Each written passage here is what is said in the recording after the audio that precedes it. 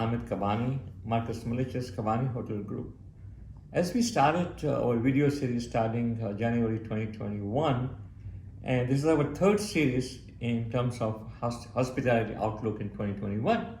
Last time we presented Carlos Rodriguez from Driftwood, who gave a very good opinion of his take in 2021. But this time I'm presenting to you John Lancet. In a minute I will introduce him. He will be talking about Florida hospitality, how the Florida is looking in 2021, as a lot of people are moving to Florida and trying to do business in Florida. And those who have the hotels in Florida want to see how this year looking. We're very optimistic, but here is my take. And in that pleasure, I want to introduce John Lancet, whom I know for a long time. He's been with HBS for like over 25 years, have appraised and considered over 1,000 hotels, with resort, hotels, vacation ownerships, and a mixed-use development, And he's been done for like over 22 states and 26 countries. With that kind of experience, graduated from FIU, from where I have graduated from School of Hospitality, and a certified real estate appraiser for a long time.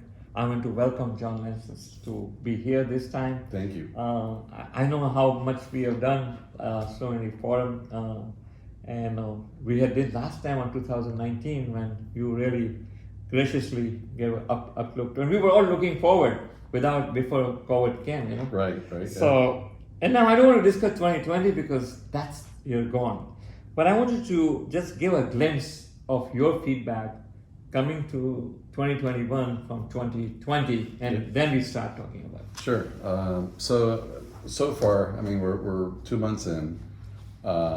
We've had a pretty slow January, coming out of the gate for at least our business. But there have been some transactions that occurred. I think the challenge for this year, for 2021, is going to be more for those markets that rely on international visitation, right? So the key markets such as Miami and Orlando. Right. Those markets that depend on convention business, Miami and Orlando. And then there are some markets that rely on cruise ship passengers, right? And so if you look at Port Canaveral, Daytona, Orlando, Fort Lauderdale, Miami, I think that we had all those pre and post cruise business that just kind of evaporated without those cruise passengers. Absolutely. That's the bad part. I think the good part though is that people yearn to have those vacations, and since they're not going on those cruises, and it's unlikely that they'll be traveling internationally, it bodes well for drive-to destinations. Right. I think there's a certain convenience for cruise traffic where it's you don't have a bag drag, it's convenient travel, and I think that drive-to markets are going to do well in Florida. Excellent. Right. So I think generally speaking, our firm stance is we're thinking that there'll be a full recovery to 2019 RevPAR levels by 23 or 24. Okay. Some markets that are doing better with the drive-to should recover by 23, but with the convention business and the international travel likely to be 2024. So let me ask you, full service hotels have really suffered a lot, Right. And Florida has a lot of good full service hotels, So how this year full service hotels, have you seen any sales sold? What kind of feedback from your point of view look at? It's kind of interesting because I was just kind of looking at the full service hotels and where they've been selling, right? And we have a handful. I'll share a few with you if you can. And I'll give you the locations. Bay Harbor, here in Miami, saw the sale of a 96 room boutique. St. Petersburg had a sale of a Hilton hotel. In Orlando, there was a large Sheraton Lake Buena Vista that sold. That's sold, yeah. Miami Beach, there was the Washington Park sold recently. Yes.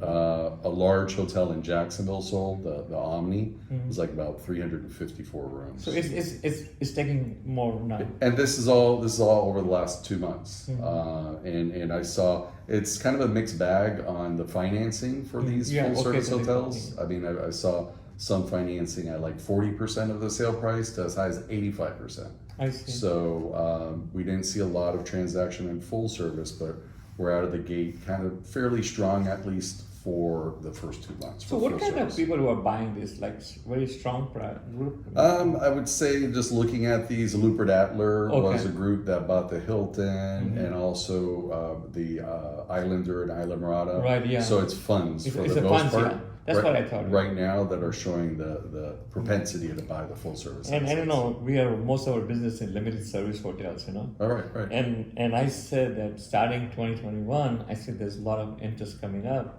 How do you see sales on the limited service hotels? Yeah. So, look, last year we saw a lot of talk about the conversion of maybe some of the older limited service hotels that be converted to some other use, right? Okay. And there's still some of that going on. Yeah, it's still going on. You also have to be careful about the zoning for those particular properties and whether they allow for like a multifamily use or something.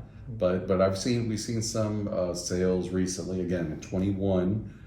We saw the Residence Inn sell in Coconut Grove.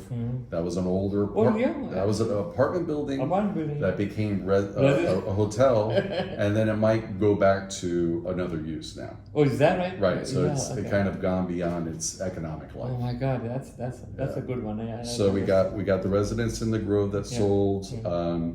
In Lakeland, there was 2 properties that sold. There was a La Quinta and a Motel 6. I saw a Quality Inn sell in Hollywood, an independent hotel in Captiva, a Red Roof in Tampa. There was a property called the Nautilus Inn that sold in Daytona Beach. So we have a good amount of traction for limited service hotels. And in regards to the numbers that you have to get numbers in both the properties. Which going faster is a full service or limited in your opinion? It's interesting. Both? So more limited service properties have sold. So that's what I thought. 16 limited service hotels. Oh really? Exactly. Yeah. So the total was about 198 million for those 16 properties. It was kind of an interesting blend because you had more properties of limited service that were involved with portfolios, right, that were part of our portfolio, and that represented about 57% of overall sales. Got it. And the rest were just individual properties. But the average price for limited service hotels so far this year has been about $65,000. 65,000. Okay, yeah. That's and we are experiencing a lot of sales on conversion to multifamily that we talked about earlier. But in financing wise or refinancing, what is your take right now? What you're experiencing?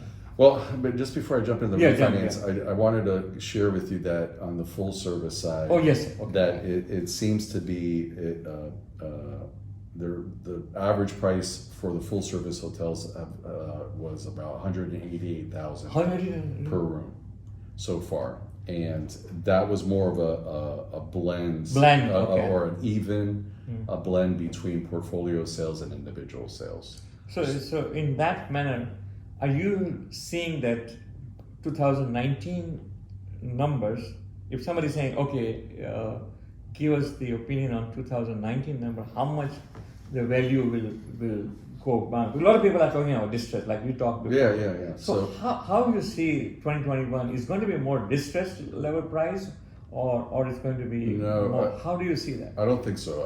I encourage everyone to read a great article called "The Fire Sale That Never Happened." Okay. And I think that's last year. Everybody, including our firm, was of the opinion that we're going to see distressed sales anywhere between 20 and 35%. Right.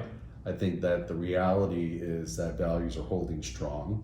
As you know, there's limited hotels that are available for sale. And I would think, if anything, you're probably going to see sale prices compared to 2019, maybe at 19 prices or to a discount of up to 15%. Really? Right? And I think generally speaking, I think you'll have some outliers, but I don't think we're going to see that significant amount of discount. Unless you're in the urban market, counting on international business or convention business or highly reliable cruise business. Oh yeah, right. Because it's going to take the time to ramp back up. Yeah. We're not talking about financing. What would you tell me about it? Yeah, financing is interesting. So I kind of just looked quickly at where is the refinancing going. Okay. And for the most part, we're seeing it go towards full service hotels, which are being hit the hardest operationally than limited service. So just this year, we had the Westin Sarasota of Coulter that was refied. The Plaza Ocean Club in Daytona was refi, also full service. The fabulous Little Palm Island down the Keys, luxury resort. Refinance the Como Miami Beach, the Holiday Inn Sanibel Island with Ocean Properties, and the Radisson World Gate. So the majority of the traction that we're seeing is for refinancing, but in the full service space, and I think that is kind of giving them the lifeline because they got hit the hardest. Right? Yeah. And then lastly, before we end,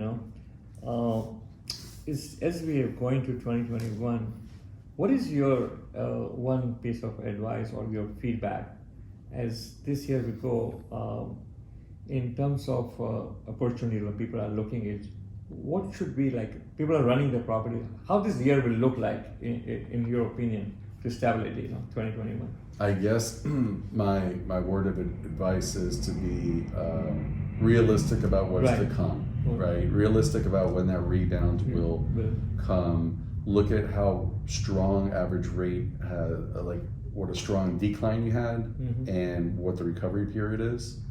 Try and get a real handle about how that recovery is going to affect your bottom line. And then when you're doing your pro forma for the recovery, you have to acknowledge that if we're talking about limited service properties that have a good amount of hourly employees, we got the hourly rate increasing, right? Exactly. So you're going to have some more operational costs, and these are really things that you have to account for when you're budgeting, when you're looking at buying a hotel. And the good news though, is that our management companies have found creative ways to operate efficiently. And I kind of saw that last year, and that should kind of bode well for operations in the future. So it's just caution in the wind and recognizing the time it's going to take to recover. Yeah. John, thank you so much. I really appreciate it. For this series, as we're going this year, you will see a lot of other speakers coming in. John is a good friend of mine. I really appreciate it that you come today. And I hope you enjoy this series and information about Florida. Florida is getting very big push for a lot of things. So we look forward for any feedback that you have on this video. Thank you so much for listening.